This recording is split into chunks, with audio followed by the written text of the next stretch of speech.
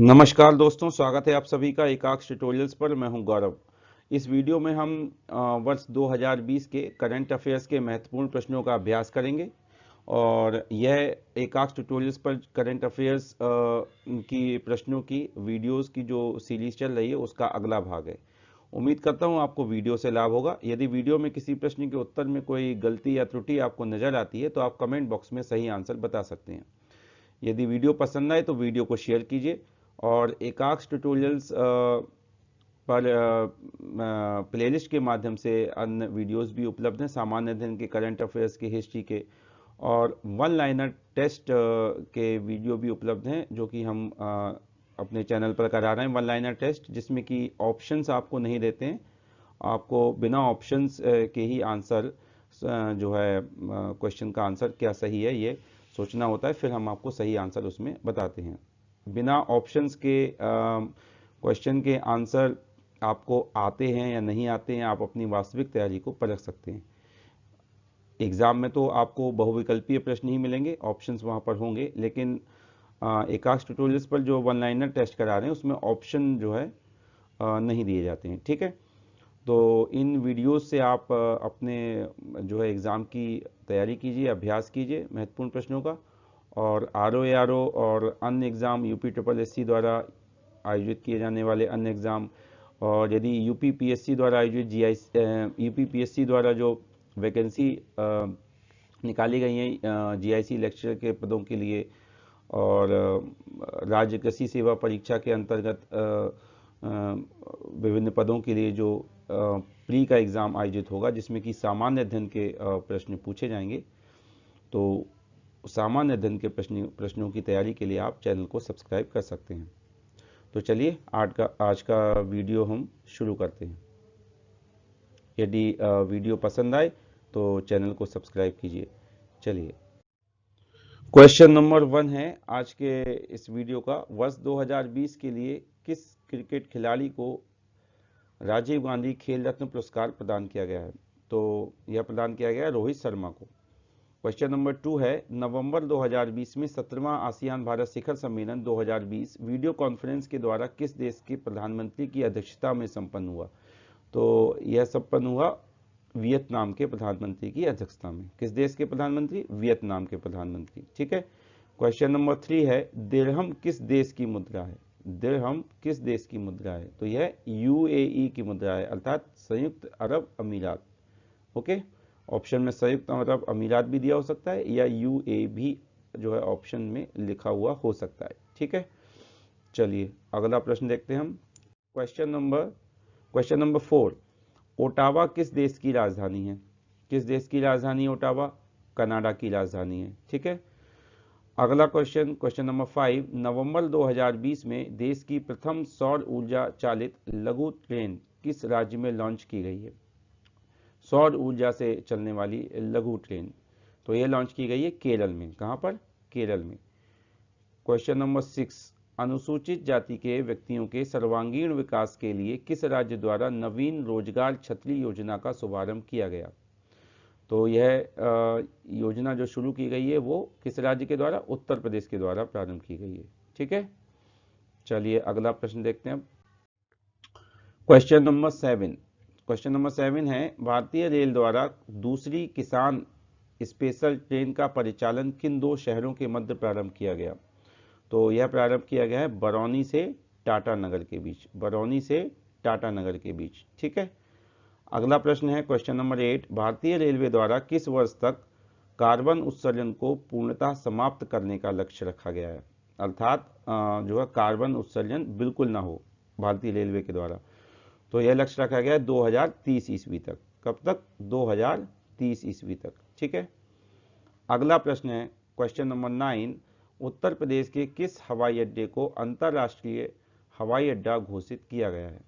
तो उत्तर प्रदेश के किस हवाई अड्डे को अंतर्राष्ट्रीय हवाई अड्डा घोषित किया गया है? कुशीनगर को। किसको? कुशीनगर हवाई अड्डे को। ठीक है, अंतर्राष्ट्रीय हवाई अड्डा घोषित किया गया है। चलिए अगला प्रश्न देखते हैं अब हम। क्वेश्चन नंबर 10 है, किस भारतीय तटरक्षक अपतटीय गश्ती पोत का अगस्त 2020 में शुभारंभ किया गया? तो इसका नाम है ICGS सार्थक। ठीक है, और यह जो है जो पोत है यह 5 गश्ती पोतों की जो श्रृंखला है उनमें 4th इसका नंबर का पोत है ये, अर्थात चौथा पोत है ये, ठीक है, गश्ती पोत। क्वेश्चन नंबर 11, संस्कृति मंत्रालय द्वारा घोषित भारतीय पुरातत्व सर्वेक्षण के 7 नए सर्कलों में उत्तर प्रदेश के कौन से 2 जिले शामिल हैं? तो उत्तर प्रदेश के कौन से 2 जिले हैं? झांसी और मेरठ। और यह भी आपको पता होना चाहिए कि इससे पहले आगरा और लखनऊ को भी जो है सर्कल के रूप में शामिल कर लिया गया है, उनको भी सर्कल घोषित किया जा चुका है। तो उत्तर प्रदेश से कितने जिले हैं? 4 जिले। और अन्य जो सर्कल इसमें शामिल किए गए 7 सर्कलों में, उनमें हम्पी है कर्नाटक से, और तमिलनाडु से त्रिची है, ठीक है, और अन्य जो है स्थान भी शामिल हैं।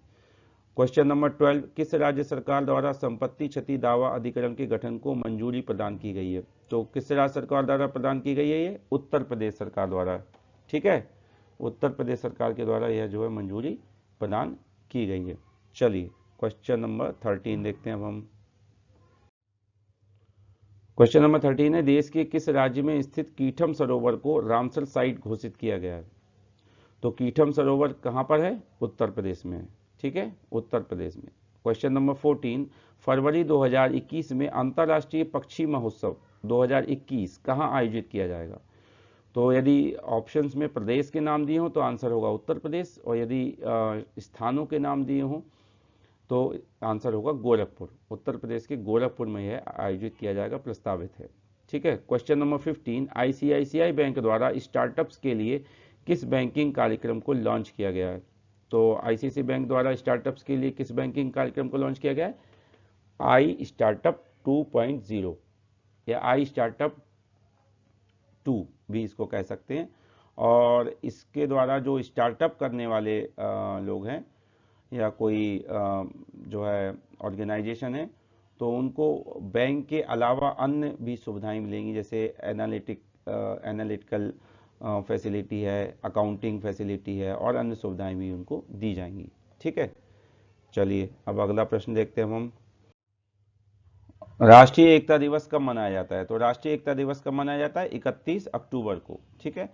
आपको पता होना चाहिए कि वर्ष 2014 में भारत सरकार द्वारा स्वतंत्रता संग्राम सेनानी सरदार वल्लभ भाई पटेल के जन्मदिवस को राष्ट्रीय एकता दिवस के रूप में मनाने की घोषणा की गई थी, ठीक है। क्वेश्चन नंबर 17, भारत में पॉजिटिव पे प्रणाली किस संस्था के द्वारा प्रारंभ की गई है? तो पॉजिटिव पे प्रणाली जो है या पॉजिटिव पे सिस्टम, ये RBI reserve bank of India द्वारा प्रारंभ किया गया है, और इसके माध्यम से जो चेक आधारित ट्रांजैक्शंस हैं उनकी जो है सुरक्षा को बढ़ाने के लिए, अर्थात कोई फ्रॉड ना हो उसमें, ठीक है, चेक आधारित जो ट्रांजैक्शन है उसमें कोई फ्रॉड ना हो, उसको रोकने के लिए, उसकी सुरक्षा के लिए यह सिस्टम जो है वो प्रणाली शुरू की गई है। क्वेश्चन नंबर 18, महाराष्ट्र ने देश की प्रथम वर्चुअल क्लासरूम प्रारंभ करने के लिए किस कंपनी के साथ समझौता किया है? तो महाराष्ट्र ने किस कंपनी के साथ समझौता किया है? गूगल के साथ, ठीक है। किसके साथ समझौता किया है? गूगल के साथ। चलिए अब हम अगला प्रश्न देख लेते हैं। क्वेश्चन नंबर 19 है, भारतीय रेलवे द्वारा अगस्त 2020 में प्रथम बार व्यापार माला एक्सप्रेस ट्रेन का परिचालन किन 2 स्टेशनों के मध्य प्रारंभ किया गया? तो यह प्रारंभ किया गया किशनगंज एवं जिलानिया के मध्य। किशनगंज जो है वो दिल्ली में है, और जिलानिया जो है वो त्रिपुरा में है।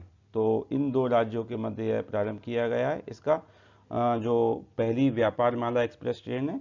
और इसका उद्देश्य क्या है? इसका उद्देश्य है जो छोटे मझोले व्यापारी हैं उनको जो है उनको माल परिवहन के लिए सुविधा प्रदान करना, ठीक है, और कम से कम लागत में, ओके। क्वेश्चन नंबर 20, भारत की किस आईटी कंपनी द्वारा इजराइल का प्रथम डिजिटल बैंक लॉन्च करने की घोषणा की गई है? तो इजराइल का पहला जो डिजिटल बैंक है वो लॉन्च करने की घोषणा की गई है भारत की किस आईटी कंपनी द्वारा? टीसीएस द्वारा, टाटा कंसल्टेंसी सर्विसेज के द्वारा, ओके। क्वेश्चन नंबर 21, आज के वीडियो का अंतिम प्रश्न है, किस राज्य सरकार द्वारा मई 2020 में खेलों को उद्योग का दर्जा देने का निर्णय किया गया है? तो यह निर्णय किया गया है मिजोरम के द्वारा। किस सरकार द्वारा? राज्य सरकार द्वारा। मिजोरम की राज्य सरकार जो है, मिजोरम सरकार जो है उसके द्वारा खेलों को उद्योग का दर्जा दिया जाएगा। तो फ्रेंड्स, इस तरह से ये महत्वपूर्ण 21 प्रश्न पूरे हुए। यदि किसी प्रश्न के उत्तर में कोई त्रुटि हो तो कमेंट बॉक्स में आप सही आंसर बताइएगा, जिससे उसमें सुधार किया जा सके। और यदि वीडियो पसंद आया हो तो वीडियो को शेयर कीजिए और चैनल को एकाक्ष ट्यूटोरियल्स को सब्सक्राइब कीजिए।